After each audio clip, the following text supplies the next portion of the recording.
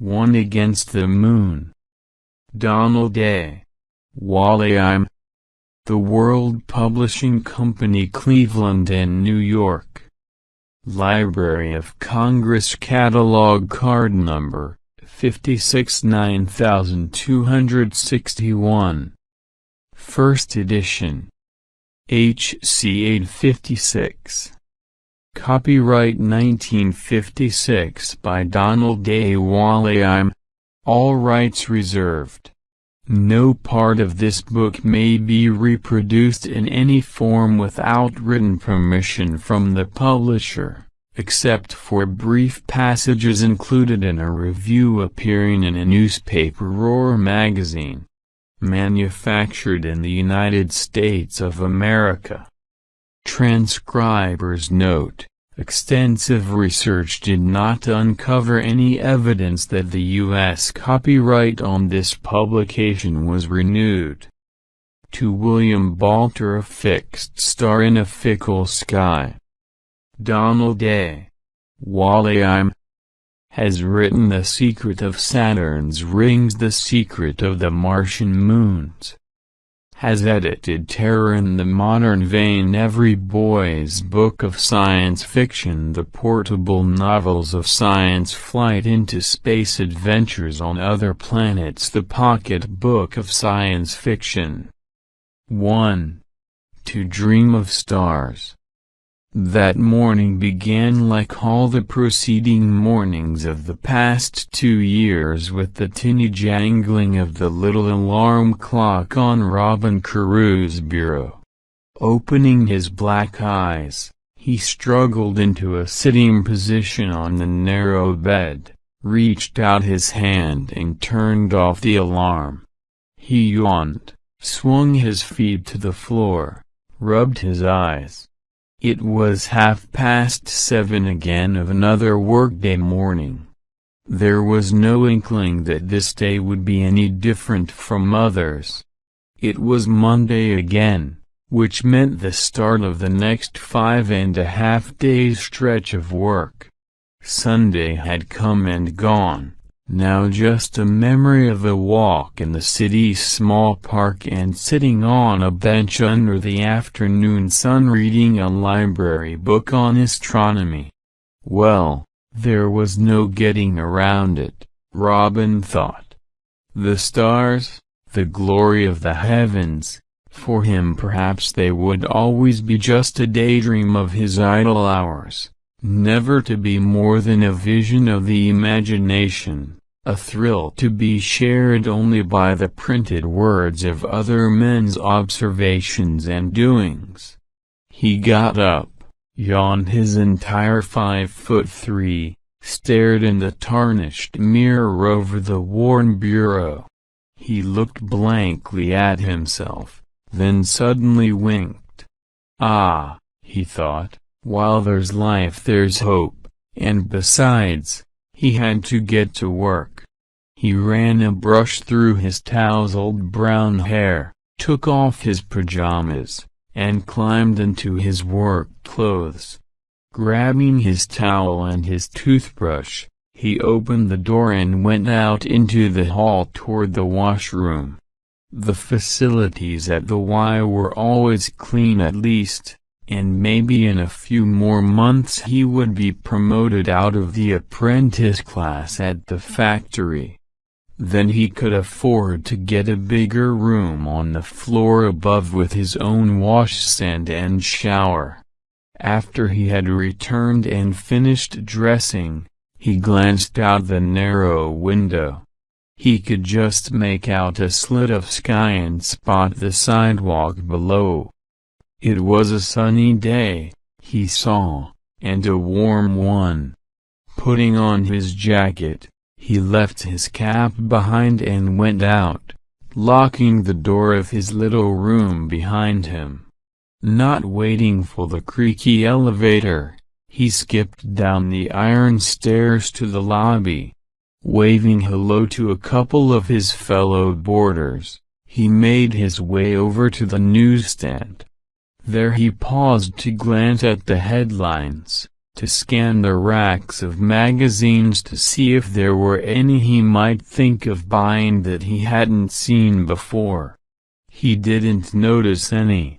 His eye, rapidly discarding the featured stories in the papers about the usual crimes and politics, was caught by a small heading, "Rocket Program Ahead of Schedule. Project Chief reports tests are many months advanced."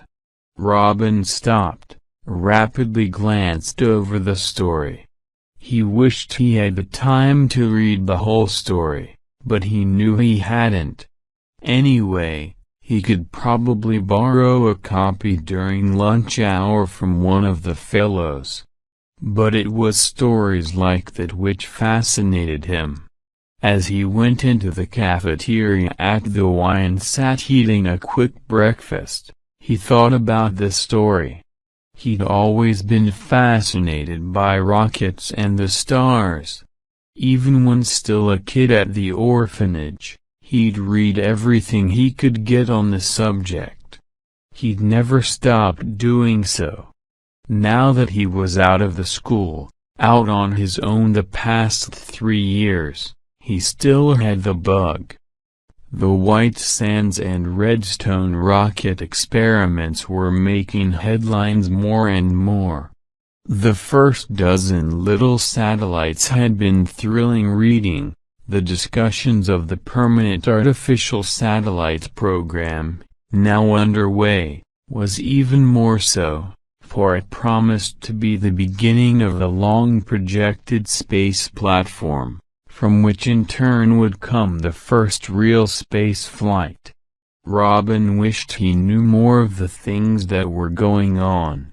Somewhere out there in the west, on the deserts and sands of New Mexico a couple of 1,000 miles away, history was being made. Many of the fellows working there couldn't be much older than he. But fate was a grim and arbitrary thing. For others, a college education could bring to a fine point the talent for mathematics and chemistry and physics that was needed for this work. For an orphan boy, however, the world reserved less glamorous and more immediately practical objectives.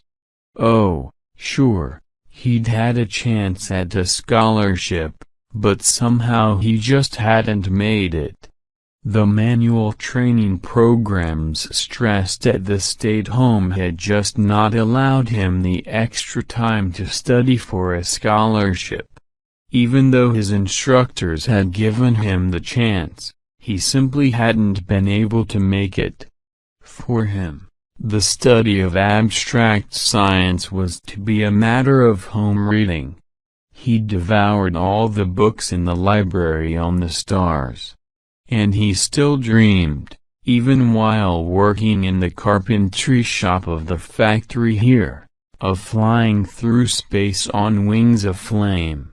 Perhaps, if he'd had a mother and father like most fellows, he'd have gone to college, might even now be on his way to help the rocket men conquer the universe. But his folks had died somewhere in the Holocaust of war, back during the fall of Hitler's Germany, back when he was just a frightened and helpless kid of 7. As he had agreed 1,000 times since then, Robin reflected, as he spooned cereal to his mouth, he was lucky even so. For somehow the GIs had found a battered, dirty envelope sewn into his worn internment camp jacket with identification that proved him the American-born son of American parents, who had been interned in the enemy country. But where his parents were? Well, there had been some terrible bombing in those days.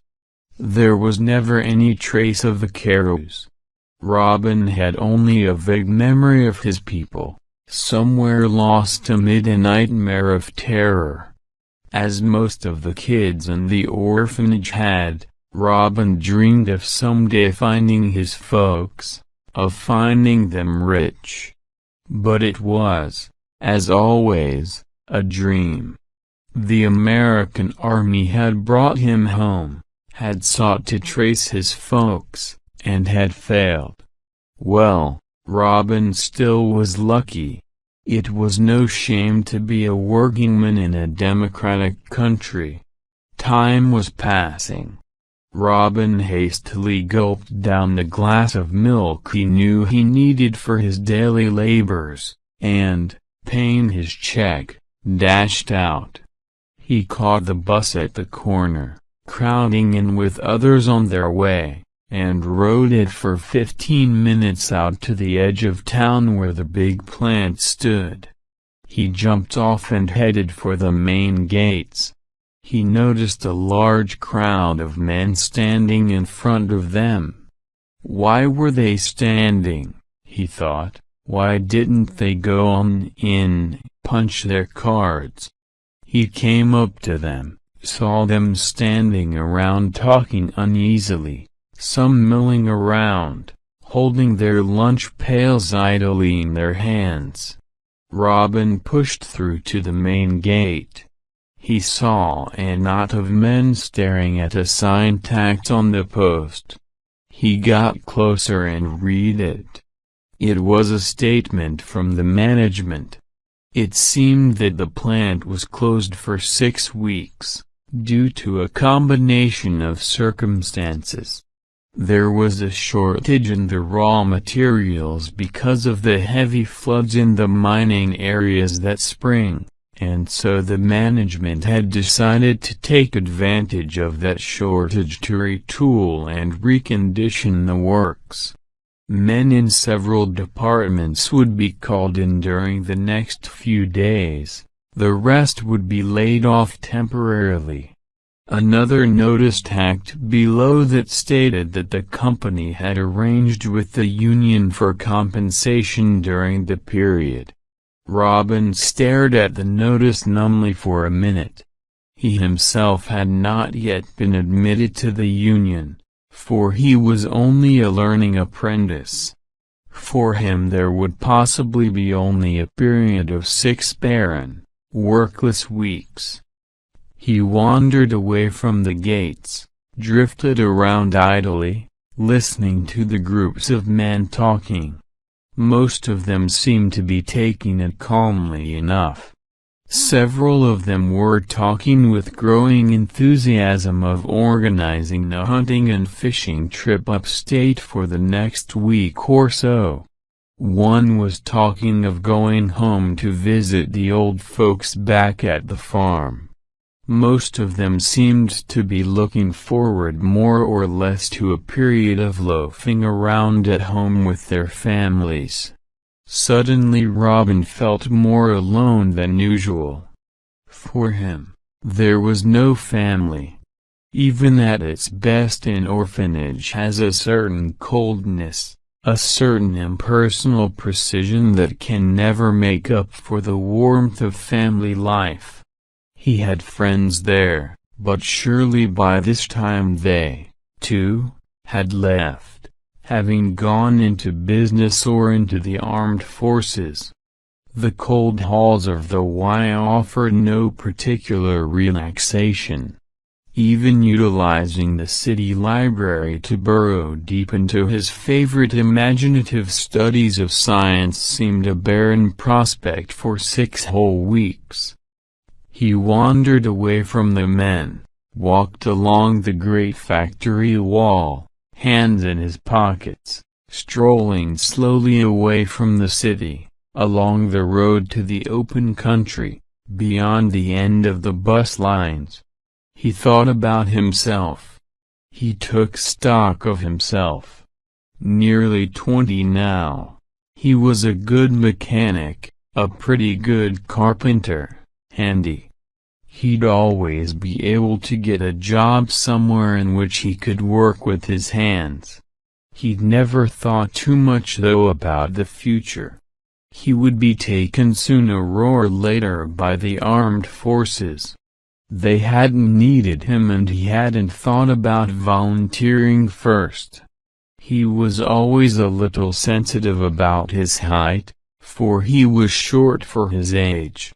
This had probably operated subconsciously to keep him from joining up.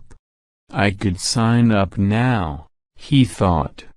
This might be the time. Besides, he went on in his reasoning, if I volunteered I could pick my own branch of the service. I could pick the Air Force and maybe get to see some rockets and jets in action.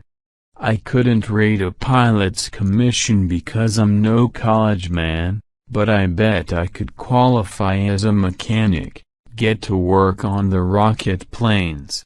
Why, maybe I could even manage to get sent to White Sands, work on the space platform and the artificial satellites. Maybe someday I'll be one of the guys who helped you up the first rocket to the moon. He found himself growing excited at the thought. But, he reminded himself, my chances are slim of getting what I want. There are so many good guys in the Air Force. My own chance of being sent to one particular place is small, really small. Somehow, he knew if he couldn't be around the rockets, he wouldn't be happy under discipline. He'd had enough barracks life in the orphanage, more didn't appeal to him without some special compensation, something like White Sands. So, he had 6 weeks with nothing to do. He walked on, beyond the town now, alongside the highway, the morning sun shining down, the blue sky beaming overhead, and he began to feel himself swelling with energy, glowing with ambition. 6 weeks. 6 weeks. He was young, he had no ties. Maybe he could hitchhike to White Sands in time to look around. Maybe spot a rocket go winging off into the sky, then hitchhike back in time for the factory's reopening. The idea blazed into his mind. He felt his pulse beating uncontrollably. Maybe, his mind added to the picture, maybe you could get a job in White Sands, near the field. Maybe they hire civilian workers? Or, maybe if you enlist there they'll let you serve there? Abruptly he turned around, started walking rapidly back to the city. He'd do it, he told himself excitedly. He'd do it. He'd go back to the Y now, today, collect what he needed, take the few dollars he'd saved up, and go. His mind repeated a rhythm as he walked. Do it now. If you don't do it now, you'll never do it. This is your chance. Go. The West is calling. The rockets are calling. Make a break for yourself. Go. He reached the end of the bus line, hopped on the bus, vibrated in tune to his racing thoughts all the way back. But an hour and a half later, when he was standing in the bus terminal, the first flush of excitement had drained away. Now he felt a cold chill running through him. He had made the break, packed a few necessities, drew his small reserve of cash from the bank, paid his room rent 6 weeks in advance, and bought a ticket on the bus going westward. He couldn't afford the entire trip to New Mexico, so he bought passage for a few hundred miles. After that he'd hike and thumb rides the rest of the way. He didn't want to resort to charity, so he had kept enough funds to keep him in food and lodgings if necessary and maybe take him part way home again.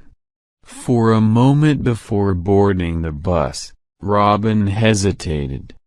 Was it after all but a daydream that he was pursuing?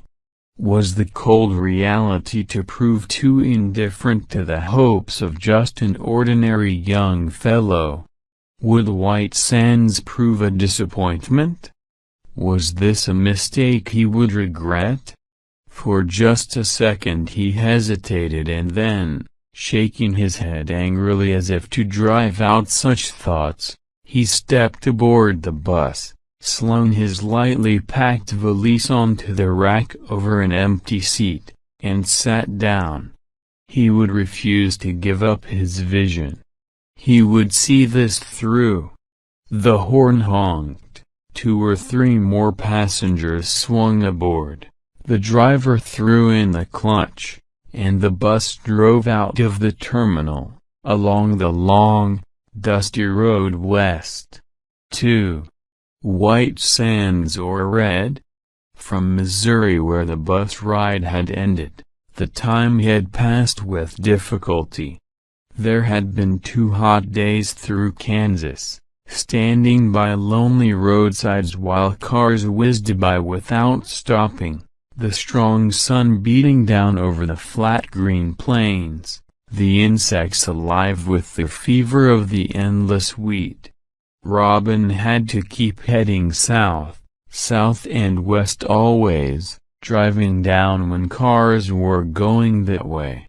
Down through Oklahoma, thumbing his way, sometimes with an Eastern tourist on his way to California, sometimes with a tired rancher or oil worker on a short haul to his home or town, sometimes with a bored truck driver anxious to have someone to talk to on the long trip. The closer he drew to his objective, the more excited he became.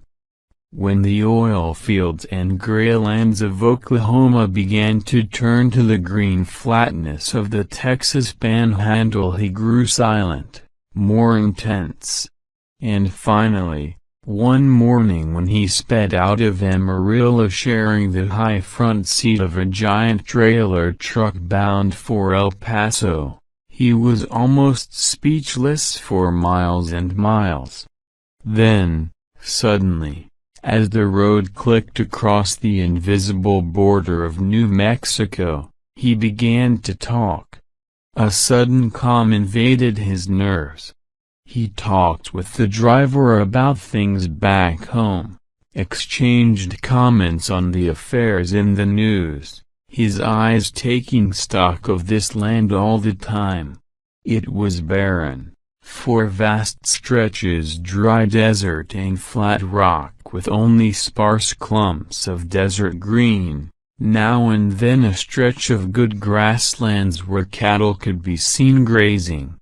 In the distance, gaunt mountain chains rose and fell, and the air was getting clear and thin as the road gradually rose in altitude. After a bite in Roswell, when he piled back into the truck, Robin knew he was on his last stretch. After the next stop, Alamogordo, he would reach his destination, Las Cruces.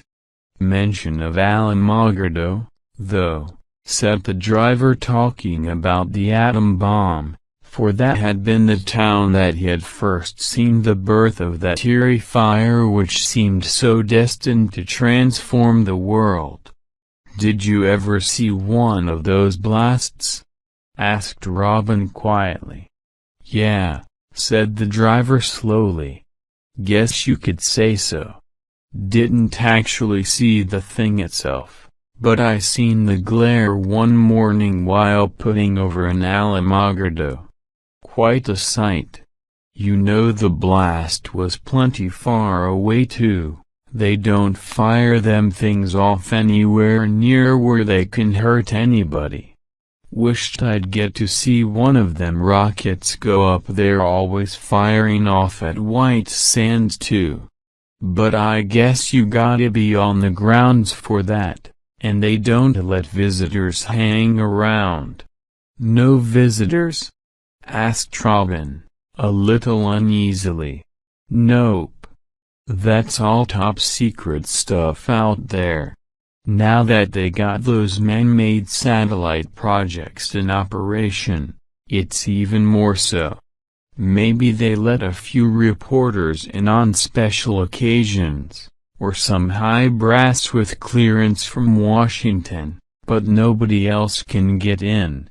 Can't even get the GIs who are out there to talk much about it.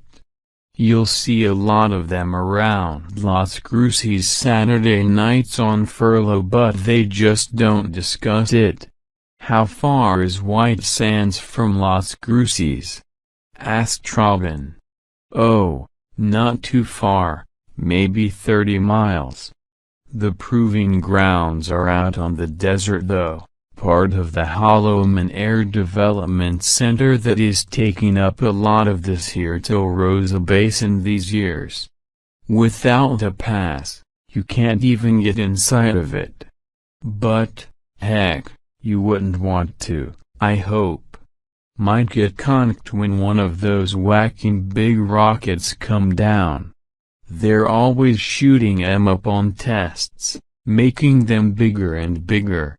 You can't tell me they always know where they're going to come down. They passed Alamogordo, drove an hour more through the stillness of the desert, and suddenly they were in Las Cruces. The truck drew to a halt, and Robin dropped off, his valise in his hand.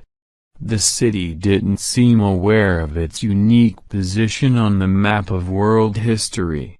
Robin trudged along the main street until he found a small hotel within his means. He got a room, washed from the trip, brushed his clothes.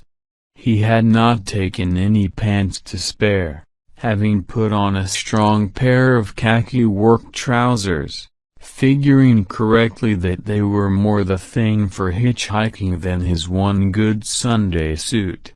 By the time he went downstairs, night had fallen. He got a bite to eat, walked around the town a bit, went back into bed. He was dog-tired from the long day's ride. Next day he walked the town, looking it over, asking questions about how to get to White Sands. He found that the truck driver's advice had been right. There simply was no way a visitor could just go and watch. It was all top secret stuff, barred to any but legitimate personnel. He found an Air Force recruiting office, went in, and talked with the sergeant in charge. Robin had begun to dread the thought that in the end he might have to go back to his home city and back to work in the factory. He had so fixed his mind on the rockets, he couldn't bring himself to admit defeat now. The Air Force man confirmed the usual information. Robin pressed him to say whether if he signed up for the service in Las Cruces he wouldn't stand a good chance of being assigned there. The sergeant laughed. Well, it's possible, but it might take a little doing. You get in the Air Force, let us train you for a good job, say you work to be a mechanic for jets and rockets. Then maybe you might be assigned here. But there are lots of stations for men, and you might not. Still, if you were to work for it, say after a year in service, you might apply for a transfer to White Sands. It could be that you could get it. But there's no guarantee, none at all. If the force needs you more somewhere else, that'll have to be it. Why not sign up and try for it? But Robin shook his head. Not yet. I want to see if maybe I can get a civilian job there first, or maybe just visit it once. The sergeant nodded. You can try. After that, come around and see me again. Robin nodded, and left. He thought about that as he walked the streets. It might be a good alternative. It did offer at least a chance at the work he dreamed of, at being near the rockets. Yet, to be so near now and be stopped. A year, even in the Air Force, still seemed a mighty long time to wait. He found the civilian employment office for the White Sands Proving Grounds, but it was not only closed, it being Saturday afternoon, but there was a sign saying, "No help wanted." That night he began to notice men in Air Force dress blues, others in GI khaki, and even some in ordinary olive-drab fatigues appearing in the streets. He realized it was Saturday night and the streets were beginning to show the signs of life for the men's one night a week in town. Ranchers were driving in, their cars lining the curbs. Buses bearing the name of White Sands would come in, unload their pleasure-hungry men, and park somewhere or else go back. White-capped MPs were appearing at corners to augment the local police. Nevertheless, there was mighty little disturbance. There weren't the noisy carryings-on that usually marked towns near army bases when soldiers had a night off. These were picked men, and they behaved themselves. Robin was not a drinker and not a roisterer, yet that evening he wondered if he oughtn't to have been. For if he could have learned to hang around some of the livelier bars, he might have been able to strike up conversations with the men of White Sands. After a while, he did indeed enter one, sat nursing a lone beer while listening to the men. But they did not talk business. They talked the talk that soldiers on leave talk everywhere. Their girlfriends, their pals, their latest jokes. Gossip, but never a word about rockets, never a word about satellites, never a whisper about their work. Robin drifted with the crowd in the streets for several hours, finally again found another corner in a dim tavern where he sat, by this time a little tired, a little confused, wondering whether he had not made a mistake in coming here at all. The whole day had been frustration and his spirits were at low ebb. Two men in fatigued denims were seated near him, arguing. One was plainly far gone under the influence of liquor. He was bleary-eyed, nodding and mumbling. The other, trying to hold him, shaking him, was actually almost as far gone. He was mumbling something about getting up and going. They had to make the last truck to camp. Finally the two got up, staggered to the men's room, and disappeared inside. Robin resumed his meditations, noting that the place was nearly empty now, that the streets were silent. Obviously time had run out for the men, and they were on their way back to camp. Suddenly it occurred to him that the two soldiers had failed to come out of the lavatory. Robin slipped out of his seat, opened the door of the washroom, and went in. The two men were there, together on the floor, sound asleep. Hastily Robin knelt down, shook them. "Wake up, you got to go back to camp," he called. But he couldn't budge them. One mumbled something without opening his eyes, slumped back, and began to snore. The other didn't even respond that much. For a moment Robin stood beside them, thinking that he ought to go and tell the proprietor. Then he heard a voice call loudly outside in the bar, "Any of y'all guys going back tonight better step on it. Bus is leaving in 2 minutes." An MP rounding up the stragglers, Robin thought. And in that moment, a sudden chill ran through him, a sudden wild thought leaped into his head. He stood transfixed for an instant. For an instant which seemed to last an eternity, an instant in which all his training, all his instincts and ambitions fought and struggled together in a mad hysteria. Here was an opportunity, here was a chance, yet a trickery, an illegality. If he borrowed one of the unconscious men's jackets, borrowed his pass, he could ride back to White Sands that very night, and in the dark and confusion, who would know? Nobody, he felt sure. The next day, well, he'd be surely found, arrested. But, in the meantime, for a blessed hour or so, he would see the rockets in their gaunt glory, in their towering eminences, see an assault against the skies, watch the hissing blue flame ascend to the heavens, see a sight he would remember with joy the rest of his life. What then if he spent some bad hours under arrest? What even if he went to jail? Actually, what could they do to him? He was no spy, he was no saboteur.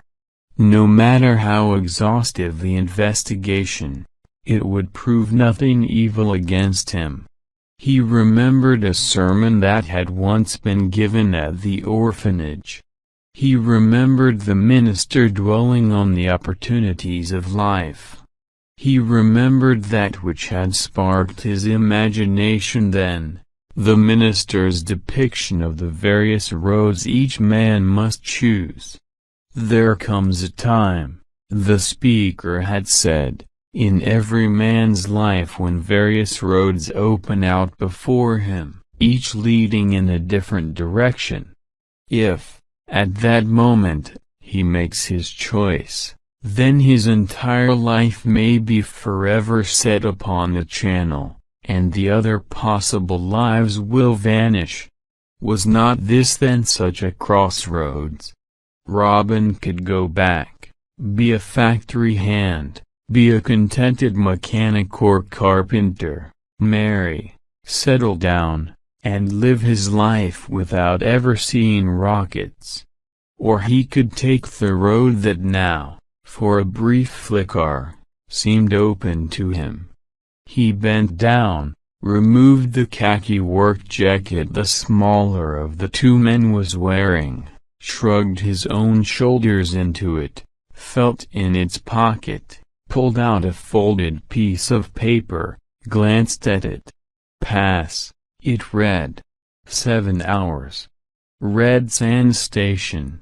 He shoved it into his pocket, pushed open the washroom door, and walked rapidly to the street, his head down. As he emerged onto the street, he was grabbed roughly by an MP. "Hurry, feller," the man said. "What station?"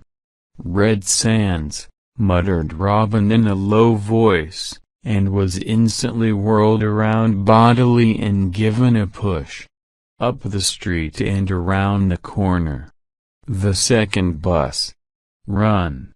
Robin broke into a run, dashed around the corner. In the darkened side street, 3 buses were warming up, the first already beginning to roll. Robin ran for the second, and just as it was pulling away from the curb, several hands reached out of the door, took hold of Robin's hands, and heaved him aboard. He found a seat in the back of the crowded bus, kept his head down to avoid having anybody realize he was a stranger, and caught his breath. The bus gathered speed, roared down the quiet side streets, and turned onto the highway beyond the town. Robin was on his way to the rockets, to the famous White Sands proving grounds. Or was he? What was the Red Sands station anyway? Red Sands? Why had he never heard of it? 3. Up the space ladder, the bus roared on through the night, its cargo of men now mainly silent, dozing as their vehicle jolted along. The moon, which was full, shed a pale glow over the desolate landscape through which the road ran straight as an arrow.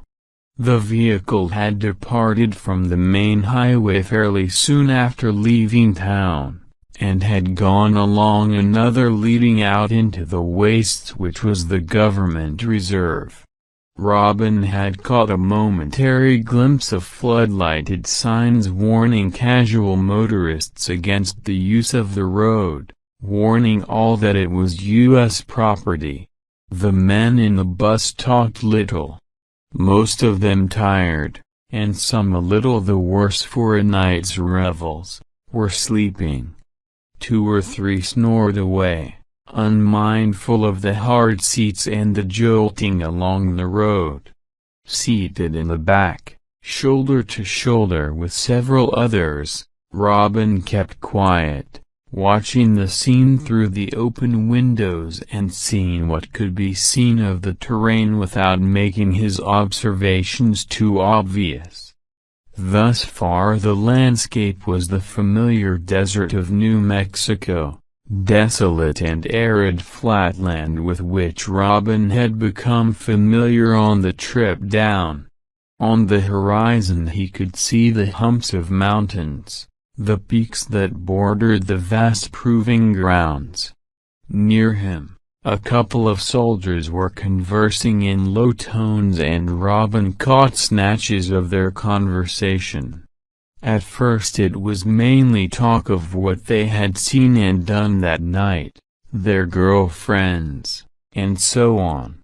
By and by they began to talk a bit about their work. Robin strained his ears. "I was thinking of asking for a transfer back to White Sands," said one of the men slowly. "Some of that new fuel they're bringing in makes me real uneasy." "Ah," said the other, "you're just letting that extra security talk give you nerves.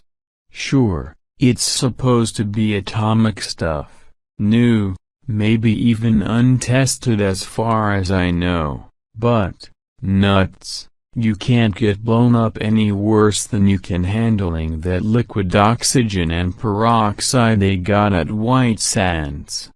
In fact, I understand that this stuff isn't half as tricky to pour as the old stuff." "Yeah, I know. I seen some of it being poured yesterday into that new big fellow they're lining up for tomorrow. But the point is that even if it's easier to pour, none of the fizzing and spitting you get when you leak a drop or two. It's atomic. That's the thing, atomic. What would happen if a White Sands rocket blew? It'd be a big bang, sure enough, but it wouldn't blow the whole countryside to bits. But take this new stuff. Phew.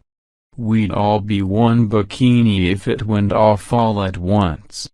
The other soldier was silent a moment. "Well," he said finally, "could be. On the other hand, I heard them say that it is really not half as explosive as the old stuff. That oxygen they use in the original Vikings is really dangerous, will go off quick at any spark. But this new stuff, it won't actually go off until it's touched off after the rocket has gone up a few miles. It's actually hard to blast, and then I understand they ain't sure it'll work." The other one nodded. So they say, but you notice where they moved our outfit, Didn't you? They don't want to blow the main fields out of existence by accident, just in case they might be a little wrong. So they invented this Red Sands layout. I don't even like the name." The soldiers fell silent a while. Robin turned these words over carefully. He had read nothing of any Red Sands operation, and he remembered nothing of any talk about atomic fuels. In fact, he'd understood that the problem was still one they had failed to solve, though the idea was intriguing. Chemical fuels, he knew, had definitely limited drive capacities. The most powerful chemical fuels possible even theoretically were those already in use, and were basically merely liquid oxygen and liquid hydrogen. And he knew that the main obstacle that always had to be faced by rocket engineers was the tremendous quantities and weights of the fuels to be burned in order to lift even a single pound of cargo. Atomic power, if liberated, had on the other hand almost unlimited possibilities as fuel. A mere pound or so of atomically liberated material could probably drive a spaceship 1,000,000 miles with the full payload too. But how to combine atomic explosions with controlled rocket fire? The problem had never been answered, at least not in the magazine and newspaper stories he had ever read. He thought about it a while. Then the bus honked its horn. Robin craned his neck, looked forward. He saw they were paralleling a high wire fence and coming to a lighted area. A large sign on a wide road entrance branching off caught his eye and he read the magic words, "White Sands." For a moment he thought the bus was going to enter as the driver slowed down. They came abreast of the gateway but the driver merely honked and waved and passed it by, Robin catching a glimpse of whitewashed barracks and low hangar-like structures beyond the gate. Then they roared on into the moonlit night, on toward the empty reaches of the desert where the mountains loomed dark in the horizon. Where was Red Sands? How far? Robin speculated on it. He had evidently hit on something more than he'd reckoned. This was a development unknown to the public. This was something that must have combined the special nature of the Los Alamos atomic testing grounds with the rocket grounds.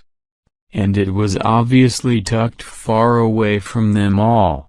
Suppose they caught him there. Would he get off as lightly as he might at White Sands?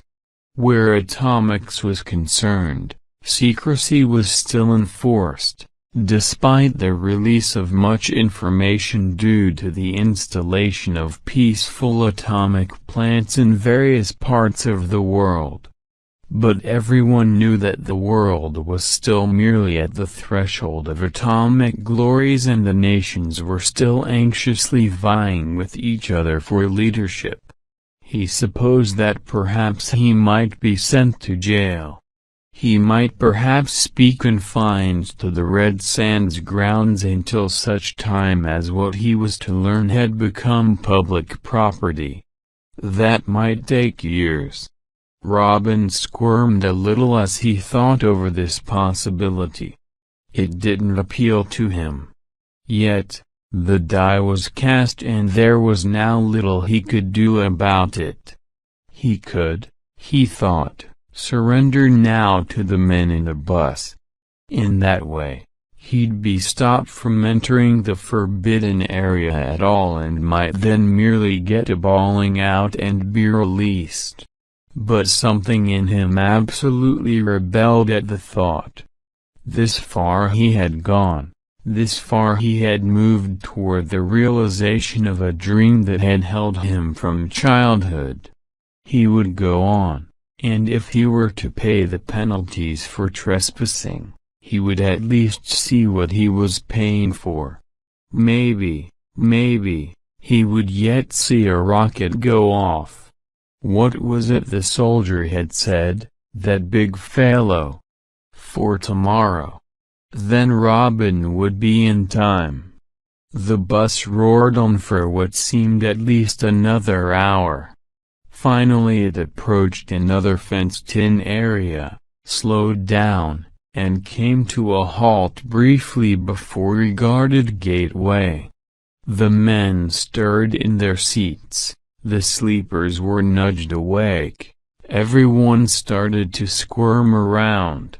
The driver exchanged a few words with the guards, the bus shifted gears, rolled slowly through the gate, and came to a stop. Stiffly the men began to climb out. Robin waited until about half the men had preceded him, then, keeping his head low, followed. As the men jumped down from the bus, they stepped up to an MP standing by and showed him their passes. He examined each with a flashlight, took it, and waved the men on. Robin's feet hit the ground. Carefully keeping close to the man in front of him, he dug for the pass he'd found in his borrowed jacket. Holding it out, he stepped up to the guard. The pass was seized, scrutinized, and with a tap of the hand, Robin was waved on. The men were striding off in the direction of a group of low, long buildings of the standard army barracks type. Robin took the same general direction, casting his eyes about trying to estimate where he was and what was around. The moon was high and its light was strong in the clear desert air.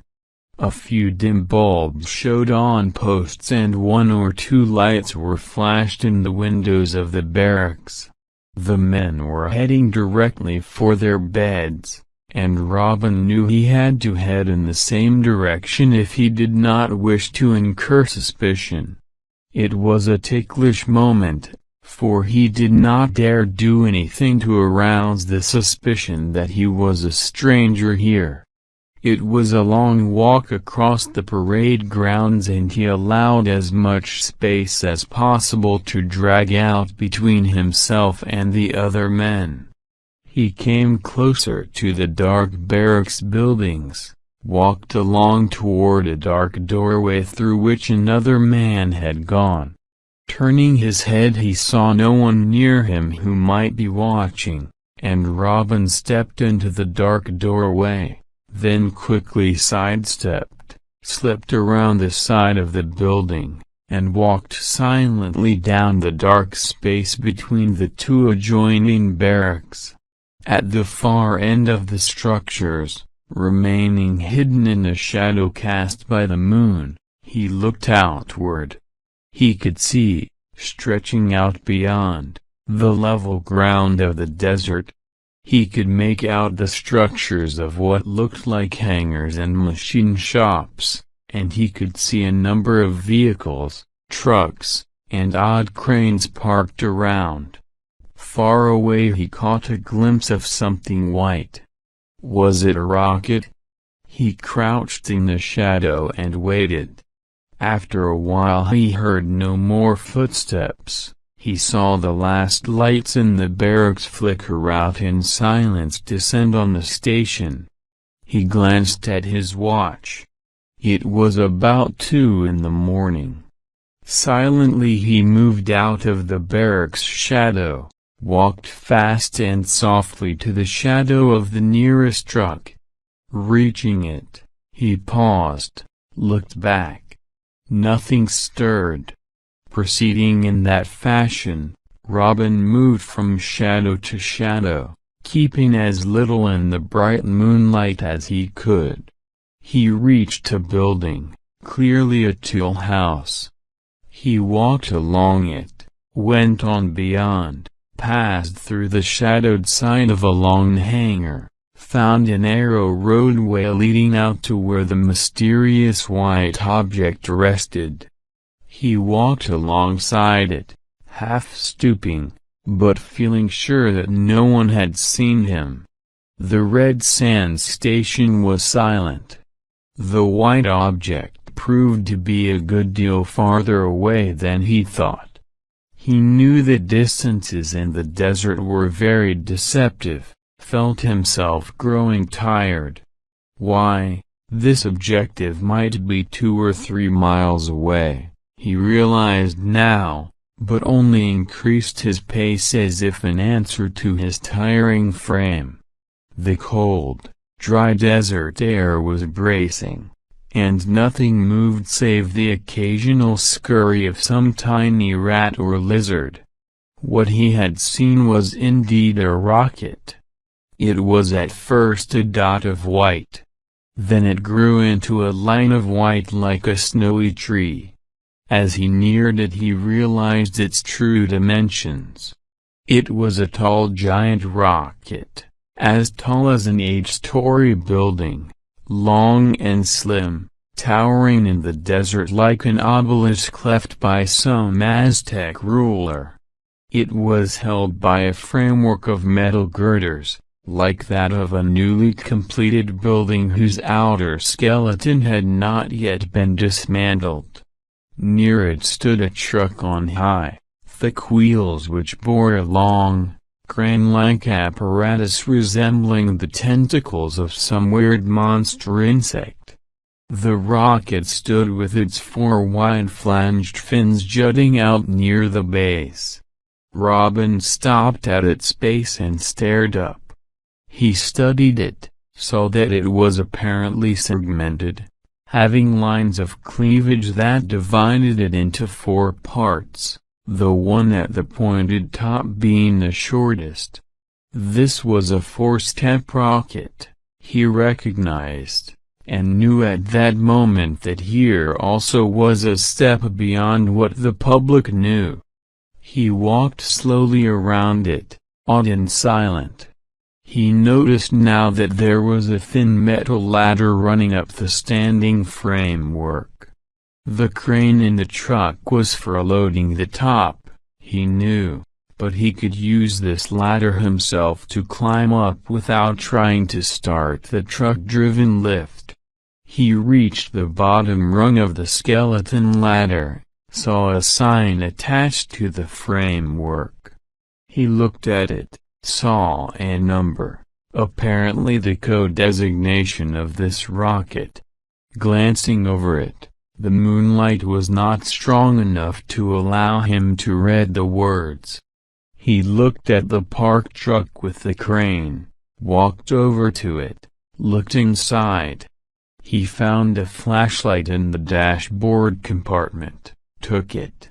Lying over the seat was a pea jacket. The air was cold and would become colder. Robin borrowed it, shrugged into it. He saw a package lying beneath it, lifted it. A couple of candy bars it was. The driver must have had a sweet tooth. Robin stuffed the candy into the pocket of the jacket, which had other things in it as well. He returned to the rocket, read the worksheet by his flashlight. Most of it was incomprehensible. He saw that the sheet referred only to the fueling. Steps 2, 3, and 4 were fueled. Step 1, the big one at the base, was still empty, and he saw that it was marked for fueling by 5 that morning. Firing time, he noted, was set for 6. Robin glanced up. Here was a chance to examine the rocket completely. Glancing around again, he swung up the ladder, started the climb. The rocket's sides were welded metal, shiny and painted white. The various fuel sections were numbered in large black letters and the contents listed. He saw that the 1st and main fuel chamber occupied half of the length, The 3 upper sections, already loaded, he remembered, were marked in liters. The name of the fuel was meaningless to him. It must be, he thought, the atomic stuff the soldier had mentioned. This rocket could be a huge atomic bomb, he thought, chilled for a moment. But he continued climbing. At the very tip, he saw that 2 small, circular doors, like the escape hatches of submarines, were set flush in the side. One was closed, the upper and larger one was slightly ajar. He reached it, looked in. He flashed his light, peered around. It was a narrow, closet-like space, filling a section of the uppermost tip, just beneath the point of the top. It was padded and empty. Robin looked out from his perch at the top of the ladder. He looked away across the desert to the distant buildings of the Red Sands station. He started suddenly. Something was blinking in the distance. He strained his eyes. 2 tiny white lights were moving toward him from far away. He heard the distant purr of a motor. A jeep was coming to the rocket from the Red Sands station. Had they seen his flashlight? Were they coming to investigate? He glanced desperately downward. The ground seemed so far away. He could never climb down the ladder in time to escape detection. The jeep was approaching swiftly. What could he do? In a flash of inspiration, he saw the open port of the dark closet space at the rocket's tip. He climbed into it, swinging out from the ladder, hovering over the abyss, swinging his legs into the dark, padded interior. He crammed himself into it, found he fitted it neatly with very little room to spare and, grasping the circular door, pulled it toward him. It swung shut on its oiled hinges, clicked tightly into place. Robin crouched down, silent. For a while there was dead silence.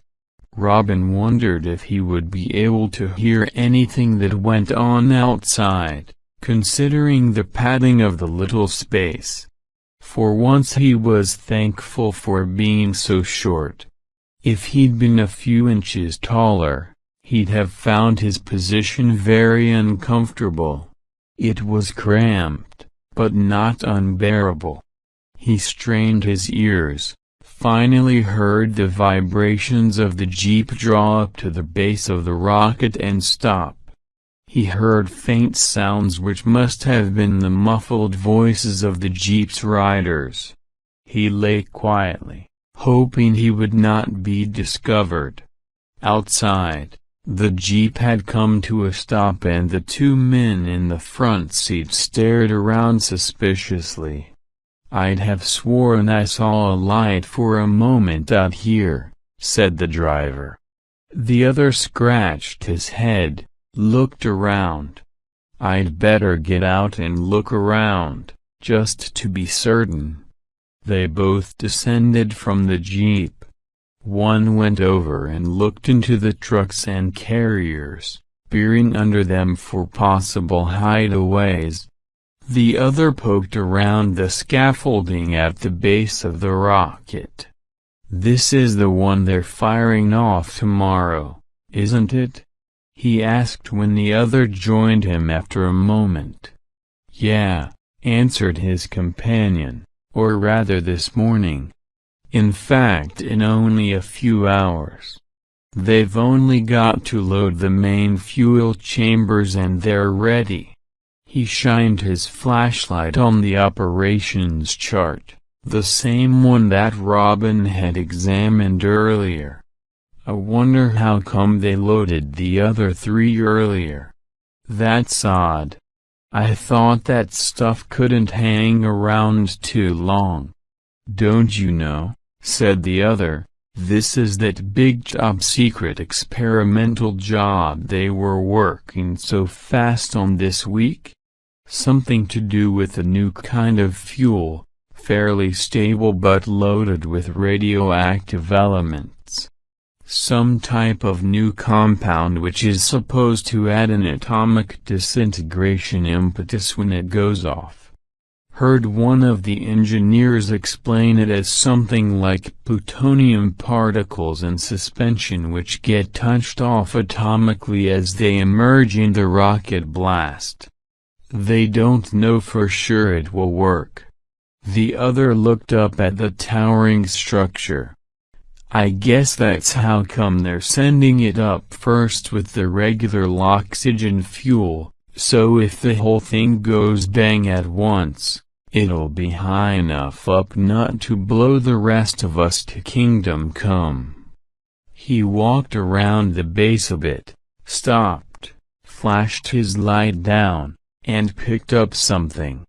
It was a cardboard sign that had been lying on the ground. He looked at it a moment.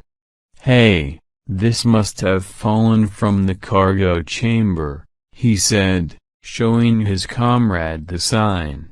It read, "Instruments in place. Do not disturb." He turned it over. On the back it read, "Ready for loading."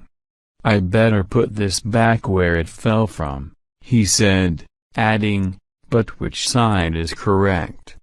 "Did you say they were firing it at 6? At his companion's assent, he said, "Well, I guess maybe they must have loaded the cameras and radio equipment this afternoon. I'll go up, put this back, and check it." The man started up the ladder, the same one that Robin had climbed a short while before. When he had arrived before the section where Robin lay hidden, he tried the circular door of that section. It was tightly shut. This signified to him that it was already loaded, and without further thought he carefully attached the little sign reading "Do Not Disturb" to the door. After a few more minutes' search, the two men climbed back in their jeep and drove back to the barracks grounds. Inside the rocket, Robin had been unable to hear what they had been saying.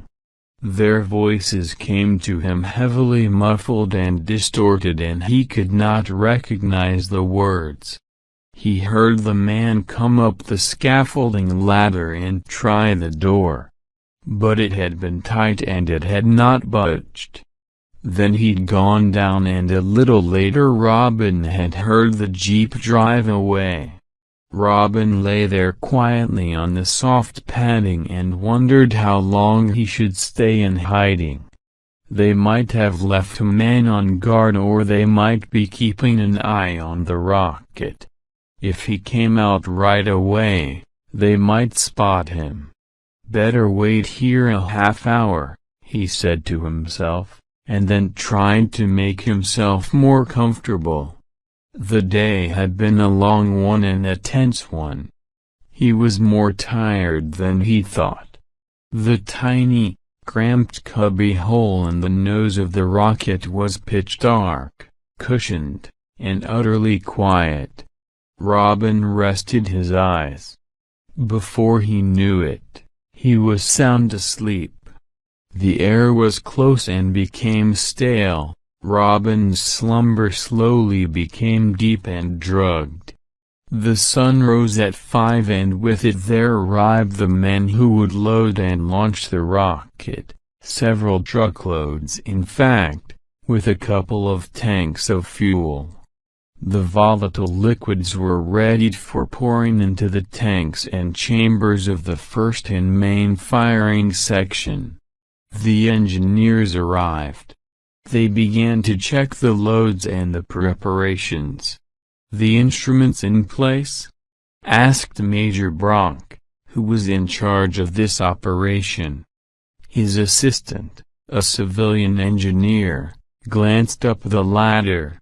According to the notice up there, they are. I don't remember seeing them installed myself, though. May have been done after we left yesterday. Who was in charge of them? The major asked.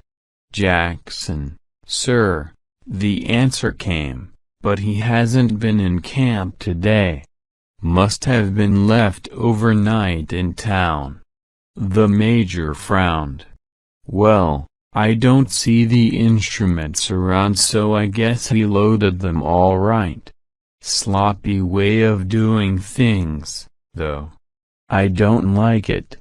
In fact, I don't particularly like this whole job. It's too hasty, too irregular. The other smiled, shrugged. Can't help it. Big rush orders from Washington. They wouldn't even let us put this shot off till Monday. Had to get a fast test on this atomic fuel. I guess it's another of those things they think the Russians are up to. That's always an excuse for rushing. But I still say haste makes waste. Well, anyway, we've got our orders, so off it goes this morning. Trackers on the job? Sure, they're right on it. But we've still got to load the animals. This is going to be a high flyer, and the space medicine people want in on it. Here's their stuff now.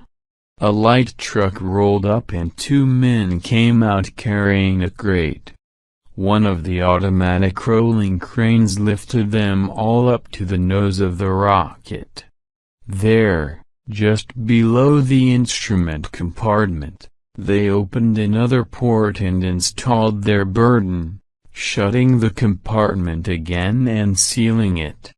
The major glanced at his watch, looked around. The main chamber was loaded, the tank had departed. At his order, the rolling scaffolding was swiftly detached and driven away. Now the rocket stood alone on its own fins, pointing skyward into the pink and orange dawn, its side a dazzling white, its nose a bright red, each section banded in green. How far do you think it will go? The major asked his assistant. Anybody's guess, was the reply. The fuel is untested and unpredictable. If this trick fuel fails to work, the whole thing will go up maybe 6 miles and then drop. If the atomic stuff turns into a bomb, they'll hear the bang in Las Vegas. If it works as they expect, it might go up several hundred miles, maybe even more. It could make a better satellite rocket than the ones we've got up already. In fact, that's what they're hoping. They think they may be able to make this the start of a real space platform program, for once carrying a payload up worth the carrying. But who knows? The two climbed into a car and drove to where the concrete dugout was located. Entering it, they nodded to the communications men and other engineers already gathered. The major took his place at the firing panel. He looked at his timer, waited a few minutes. Gradually the small talk ceased and a hush fell over the little guiding post. The major reached for the firing button. Backing the rocket, Robin opened his eyes. The first thing he noticed when his head cleared from the grogginess of his deep sleep was a slight hissing noise somewhere below him. The air felt different in his little compartment. Somewhere a thin stream of oxygen was escaping into the chamber. He twisted around, felt about with his hands, located it. There was a thin line of holes along the seam of the padding underneath him. Now he heard other noises. Below him, a faint chattering, a scolding, the sound of something scratching. He put his ear down near the hole from where the air was issuing and listened. Yes, he thought